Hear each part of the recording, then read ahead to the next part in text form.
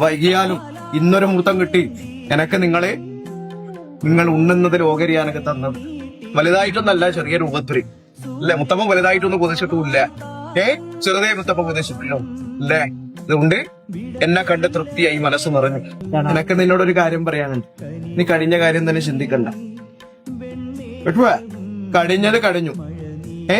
ഇനി കഴിഞ്ഞ കാര്യം ചിന്തിച്ചാല് ചിന്തകൾ കൂടുതലാവും. ചിന്തയുണ്ട് ഇപ്പൊ നിനക്ക്. നിനക്കെന്തെങ്കിലും സംഭവിച്ചു പോയാല് ഇതിനാരുണ്ടാവില്ലേ? അതുപോലെ ഇതിനെന്തെങ്കിലും സംഭവിച്ചു പോയാല് നിനക്ക് ആരുമില്ല. മക്കള് ആരുമില്ലാത്തവരോ? അങ്ങനെ വേണ്ട മുത്തപ്പ.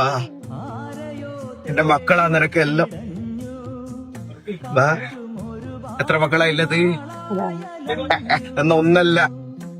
ഇതാരാന്ന് നിങ്ങൾ എങ്ങനെയാ കാണുന്നതിനാ? സ്വന്തം മകളെ പോലെ അല്ലേ?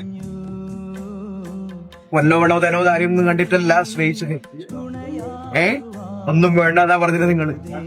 നിന്റെ മനസ്സ് കണ്ടിട്ട് ഇതിനെ മതിയെന്നാ പറഞ്ഞത്. ഇങ്ങനെ ഒരു അച്ഛനമ്മന് കിട്ടിയത് നീ ഭാഗ്യം ചെയ്യണം കുട്ടി. അരഞ്ഞു പോയി. നിങ്ങളെ കണ്ണിലെ കണ്ണുനീര് എന്റെ പാദത്തിനാ ഒട്ടിയത്. ഇനിയും ഇതുപോലെ എന്നെ കാണും അന്ന് ഞാൻ പറയാം. പോരെ, സന്തോഷമല്ലേ, തൃപ്തരല്ലേ? അറിയല്ല. കൂടി ഉണ്ടാവും, ഇത്രയും പറയുന്നു.